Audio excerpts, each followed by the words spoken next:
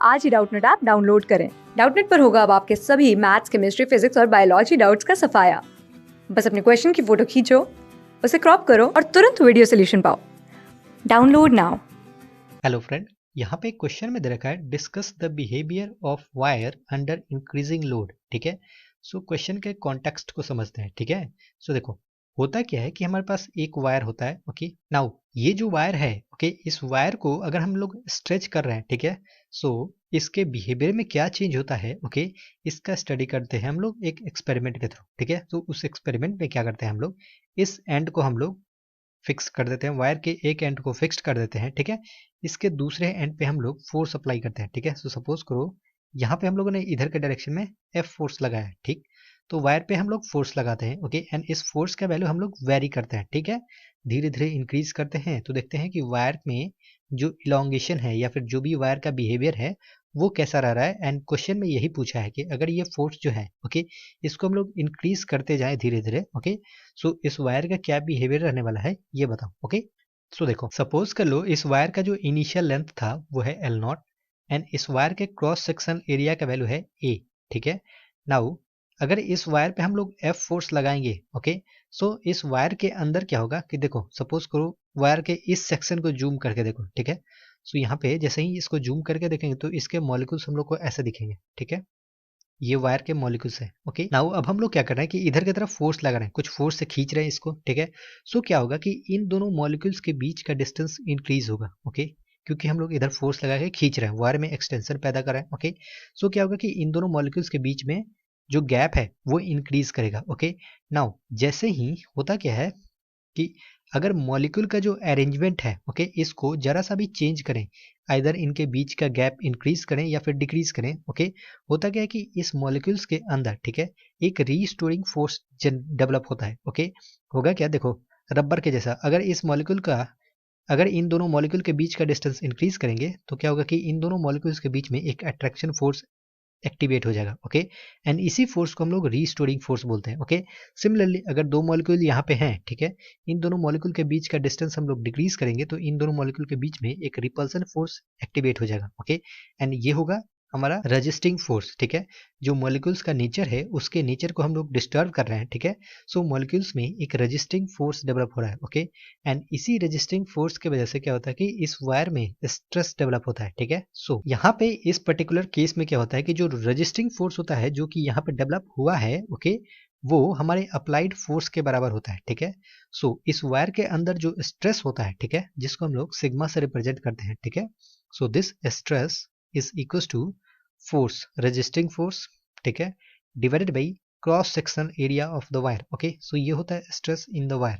Now हमारे case में क्या होता है कि ये रजिस्टिंग फोर्स अप्लाइड लोड के बराबर ही होता है। ठीक है, सो ये हो जाएगा हमारे पास F डिवाइडेड बाई ए, तो ये होता है स्ट्रेस का वैल्यू। ठीक है, नाउ एक स्ट्रेन टर्म होता है। स्ट्रेन क्या होता है तो देखो फोर्स लगाने की वजह से क्या होगा कि इस वायर में इलोंगेशन होता है। ठीक है, नाउ सपोज करते हैं ये जो वायर का है, ठीक है, लेंथ जो है, ओके, वो डेल्टा एल से इंक्रीज कर गया है। ठीक है, सो इसमें इलोंगेशन कितना का आया डेल्टा एल का। ठीक है, सो जो स्ट्रेन होता है इसको एप्सिलॉन से रिप्रेजेंट करते हैं। ठीक है, and this strain can be written as delta L divided by L naught, ठीक है, that is change in length, okay, due to applied load divided by initial length। ठीक है, सो ये होता है स्ट्रेन। ठीक है, नाउ इंक्रीजिंग लोड के लिए किसी भी मटेरियल का अगर हम लोग को बिहेवियर स्टडी करना है, ठीक है, सो इसका स्ट्रेस वर्सेस स्ट्रेन ग्राफ को हम लोग स्टडी करते हैं। ठीक है, सो इस वायर के लिए जो स्ट्रेस वर्सेस स्ट्रेन ग्राफ है उसको स्टडी करते हैं। ठीक है, सो ग्राफ कुछ ऐसा है, वायर के लिए स्ट्रेस वर्सेस स्ट्रेन का ग्राफ कुछ ऐसा होता है। ठीक है,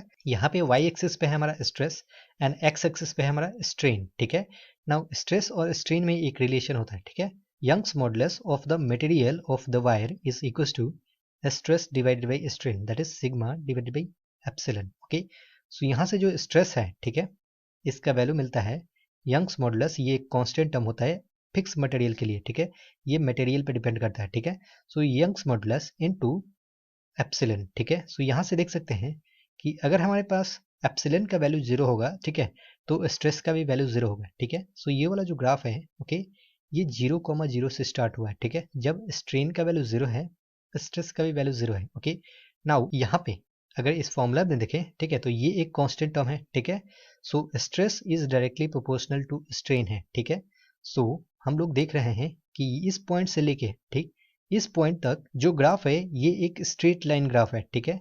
सो यहाँ पे बोल सकते हैं कि stress is directly proportional to strain है, ठीक है। कहाँ से कहाँ तक? ओरिजिन से लेके पॉइंट ए तक, ओके। ये जो पॉइंट ए है इसको हम लोग प्रोपोर्शनलिटी लिमिट बोलते हैं, ओके।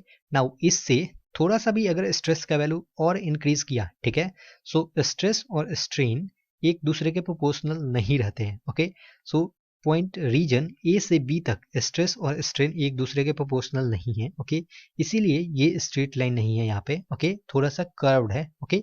नाउ ये जो पॉइंट बी है, ओके, ये है इलास्टिक लिमिट, ठीक है।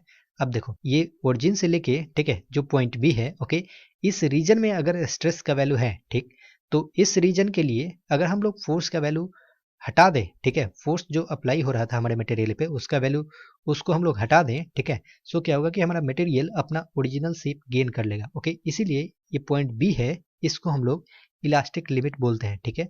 पॉइंट बी के आगे जो बॉडी है वो प्लास्टिक बिहेवियर शो करने लग जाता है, ठीक है। यानी कि अगर थोड़ा सा स्ट्रेस बढ़ाएं, ठीक है, सो उसमें परमानेंट इलोंगेशन आता है, ओके। अगर फोर्स हटाएंगे तो वो अपना ओरिजिनल शेप रीगेन नहीं कर पाएगा, ठीक है। अगर हम लोग और स्ट्रेस बढ़ाते जाएं बढ़ाते जाएं बढ़ाते जाएं, ठीक है, सो एक ऐसा टाइम आएगा कि जो वायर है वो टूट जाएगा, ओके। सो इस पॉइंट को हम लोग फ्रैक्चर लिमिट बोलते हैं, ठीक है। सो ये है पूरा का पूरा स्ट्रेस वर्सेस स्ट्रेन ग्राफ, ठीक है। एक बार समरी देख लेते हैं।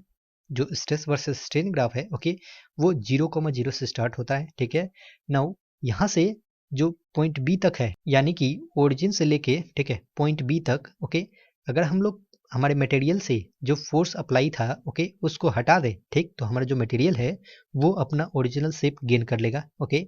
नाउ पॉइंट बी से आगे अगर हम लोग और स्ट्रेस का वैल्यू इंक्रीज करेंगे, ठीक है, तो बॉडी के अंदर प्लस परमानेंट डिफॉर्मेशन आएगा, ओके। सो अप्लाइड लोड का वैल्यू हटा दें, ठीक है, तो वो अपना ओरिजिनल शेप गेन नहीं कर पाएगा, ओके। सो ये कुछ बातें। एंड यहाँ से लेके ओरिजिन से लेके पॉइंट ए तक, ठीक है, स्ट्रेस और स्ट्रेन एक दूसरे के डायरेक्टली प्रोपोर्शनल होते हैं। एंड पॉइंट ए से आगे स्ट्रेस और स्ट्रेन एक दूसरे के डायरेक्टली प्रोपोर्शनल नहीं होते हैं, ठीक है। So this is all about the stress and strain graph, ठीक है। सो जैसे जैसे यहाँ पे लोड वेरी करेंगे, ठीक, इसका नेचर ग्राफ के अकॉर्डिंग वेरी करेगा। सो आई थिंक क्लियर हो गया आपको। Thank you. क्लास 6 से 12 से लेके नीट, IIT, जेई मेंस और एडवांस के लेवल तक 10 मिलियन से ज़्यादा स्टूडेंट्स का भरोसा। आज ही डाउनलोड करें डाउटनेट ऐप या व्हाट्सएप कीजिए अपने डाउट्स 8400 400 400 पर।